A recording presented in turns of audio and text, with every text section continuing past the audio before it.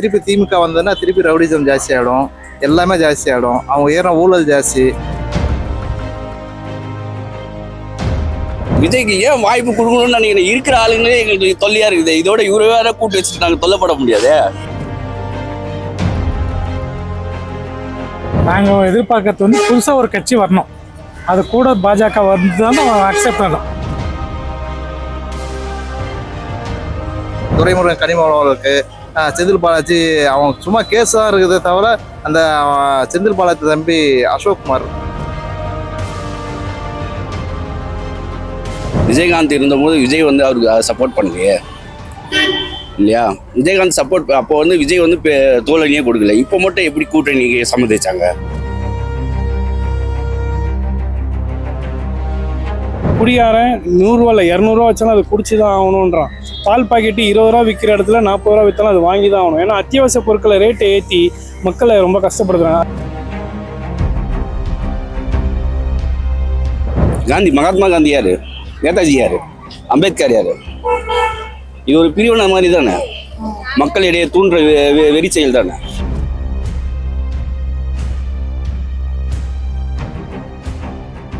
தாவேகாவும் தேமுதிகவும் கூட்டணியில இருந்தா நீங்க ஆதரிப்பீங்களா?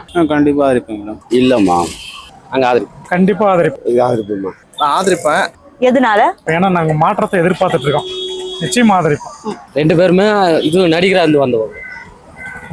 அதுவும் விஜய் வந்து நல்லது செய்வாப்லன்ட்டு எப்போ ஜனங்களுக்கு எல்லாருக்கும் தெரியும். நல்லது பண்ணா ஆதரிக்கலாம். திருப்பி திமுக வந்ததுன்னா திருப்பி ரவுடிசம் ஜாஸ்தி ஆகிடும், எல்லாமே ஜாஸ்தி ஆகிடும். அவங்க ஏற ஊழல் ஜாஸ்தி. சாதாரண ஒரு மக்கள் வந்து ஏதாவது ஒரு சின்ன தப்பு பண்ணால் போலீஸ் பிடிச்சி ஜெயிலில் போடுறாங்க, எல்லாம் பண்ணுறாங்க. இந்த அமைச்சரங்கள்லாம் கோடிக்கணக்கில் கொள்ளை அடிக்கிறாங்க. துரைமுருகன் கனிமவர்களுக்கு செந்தில் பாலாஜி அவங்க சும்மா கேஸ் தான் இருக்குதே தவிர அந்த செந்தில் பாலாஜி தம்பி அசோக்குமார் அவர் எவ்வளோ கொள்ளடிச்சிருக்கிறாரு. சும்மா கோர்ட்டுக்கு வராரு, ஜாமீன் வாங்கிட்டு போயிட்டே இருக்கிறாரு. சாதாரண மக்கள் அது மாதிரி விடுவாங்களா? நம்ம ஊர் சட்டம் சரி கிடையாதுங்க. சட்டம் சரி இருந்தால் தான் எல்லாமே போயிடுவாங்க.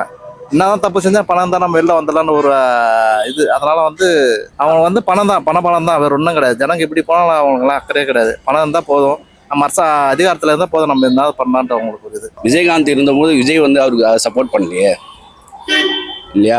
விஜயகாந்த் சப்போர்ட் அப்போ வந்து விஜய் வந்து தோழனியே கொடுக்கல. இப்போ மட்டும் எப்படி கூட்டணி சம்மதிச்சாங்க? இப்போ புதியதா ஒரு வாய்ப்பு கொடுக்கணும் அப்படின்ற மாதிரிலாம் மக்கள் பேசுறாங்க. அதாவது இது புதியதா வாய்ப்பு இல்லை, ஓட்டை பிரிக்கிற வேலை. இப்போ யாருக்கு நிறைய பேர் விஜய் எப்படி தெரியும்? அவர் வந்து ஒரு சினிமா ஆக்டர். அவர் சினிமா ஆக்டரா இருக்கும்போது நிறைய பேருக்கு தெரிஞ்சு வச்சு. இதுவா அவர் சினிமா ஆக்டரா இல்லைன்னா நிறைய பேருக்கு தெரியாது. எதா இருந்தாலும் நீ முதல் வந்து விஜயகாந்த் இருக்கும்போது நீ கூட வந்து இது நின்றுனா ஓகே, விஜயகாந்த் கட்சி கூட சேர்ந்து கூட்டணி அமைச்சா மக்கள் ஏற்றுப்பாங்க. திடீர்னு வந்து நான் நின்றுட்டேன் எல்லாரும் ஆதரிங்கன்னா ஆதரிப்பாங்களா? தாவேகா புதிய கட்சியா இருக்கிறனால கட்சி கூட்டணி வேணுமா இல்ல வேண்டாமா? அவங்களுக்கு கண்டிப்பாக ஒரு சீனியாரிட்டி ஒருத்தர் யாராவது கூட இருந்து அவங்களுக்கு வந்துட்டு கைட் பண்ணால் நல்லாயிருக்கும். பட் எந்த கட்சி கூட சேரணும் இருந்தாலும் அவங்களுக்கு காசு வரப்போகிறது, கன்ஃபார்ம் வரப்போகிறது. இப்போ நம்ம உழைச்சாதான் நம்மளுக்கு காசுன்ற மாதிரி நிலைமையில இருக்குது. ஸோ அதனால் வந்துட்டு இந்த கட்சி அந்த கட்சி கூட சேர்றதுனாலையோ எந்த கட்சி கூட சேர்றதுனாலையோ மக்களுடைய வாழ்க்கை முன்னேறினா சரி. தாவேகாவும் அதிமுகவும் ஒருவேளை சேர்ந்துச்சுன்னா அதனால வந்து திமுகவை ஈஸியா தோக்கடிக்க முடியும் அப்படிங்கிற மாதிரி எல்லாரும் சொல்லிட்டு இருக்காங்க. சோ ஆனா வந்து அதிமுக பாஜகவோட கூட்டணியில இருக்காங்களா? அப்படி இருக்கிறப்ப தாவேகா சேர்ந்தா அது ஒரு கெட்ட பேரா அமையுமா? கண்டிப்பா இருக்காது. தாவேகாவுக்கும் நிறைய வரவேற்பு இருக்குது. நாங்களுமே புதுசா ஒரு கட்சி விஜய் தான் வரவேற்பு எதிர்பார்த்துட்டு தான் இருக்கோம். இன்னும் அதிமுகவும் ஒரு முறை ஆட்சிக்கு வந்திருக்காங்க. இப்ப தாவேகா புதுசா வராங்க, அவங்க கிட்ட ஆட்சி கொடுத்து பார்க்கலாமேன்ட்டு ஒரு ஆதங்கம், ஒரு மாற்றம் வரும்ல, அதுதான். கண்டிப்பா அமையும் மேடம். பிஜேபி கண்டிப்பா கட்ட பேர் அமையும். அரசியல் இதெல்லாம் சகஜங்க, அரசியல் இதெல்லாம் சகஜம். சோ அரசியல்ல சகஜம்னாலும் பிஜேபினாலும் பரவாயில்ல, ஆனா திமுக மட்டும் வேண்டாம். ஆமா, அவங்க வந்தா ரொம்ப இன்னும் அதிகமாயிடும். அதற்கு அதிமுகவே பெட்டர்ன்றீங்க? ஆமா, அதிமுக எல்லாம் மக்கள் கட்சிங்க, இவங்க வந்து அவங்க சொந்த கட்சிங்க, அப்படிதான் இருக்கும். இப்ப பாஜக மேல தமிழகத்துல அடுக்கடுக்கா குற்றச்சாட்டுகள் நிறைய வந்துகிட்டே இருக்கு. எப்படி நம்ம திமுகவை சொல்லிக்கிட்டு இருக்காங்களோ அதே மாதிரி பாஜக. இப்ப பாஜக, தாவேகா, அதிமுக, இப்ப இந்த 3 பேரு, பாஜகவும் இருக்கு, இருந்தாலும் ஆதரிப்பீங்களா? நிச்சயமா. நாங்க எதிர்பார்க்கறது வந்து புதுசா ஒரு கட்சி வரணும், அது கூட பாஜக வந்து தான் அக்செப்ட் பண்ணணும். தேமுதிக தலைவர் விஜயகாந்த் இருந்த போது இது எல்லாமே நான் மாத்தி காட்டுறேன் அப்படின்னு சொல்லும் போது ஏன் ஒரு சான்ஸ் கூட கொடுக்கல? அவங்களுக்கு அந்த அளவுக்கு கட்சியோட கட்டமைப்பு இல்லைங்க, அதனாலதான் மெயின். கட்டணம் இருந்தாலும் ஏதாவது பண்ண முடியும், கட்டமைப்பு இல்லாமலாம் ஒண்ணுமே பண்ண முடியாது. நடிகர்களுக்கு வாய்ப்பு கொடுத்துக்கிட்டே இருக்கிறோம், அந்த நடிகர்களே வேண்டாம் அப்படின்றாங்க. இதை பத்தி உங்களுடைய கருத்து? என்னுடைய கருத்து என்னன்னா, எனக்கு புதுசா ஒரு ஆட்சி வரும், இருக்கிறத மாறி மாறி இவங்களே வந்துக்கிறாங்க. புதுசாக வரணுன்ற ஒரு ஆசை. தாவேக்கா தனிச்சு நிக்கணுமா இல்ல கூட்டணியோட இருக்கணுமா? விஜய்க்கு வந்து நல்ல வாய்ப்பு இருக்கு. ஆனா வந்து அவர் ஏடிஎம்கே கூட கூட்டணி இருந்தால் தான், எதிர்கட்சியா வந்தாதான் அவரால் எதுவும் பண்ண முடியும். இல்லைன்னா டிஎம்கே வந்தோன்னா அவர் இல்லாம பண்ணிடுவாங்க.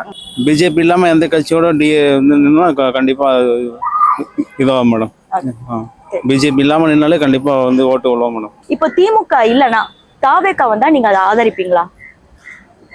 ஆட்சி வந்துட்டு அடித்தட மக்களுக்கு யார் நல்லது செய்கிறாங்களோ கண்டிப்பாக அந்த ஆட்சியை நான் ஆதரிப்பேன்.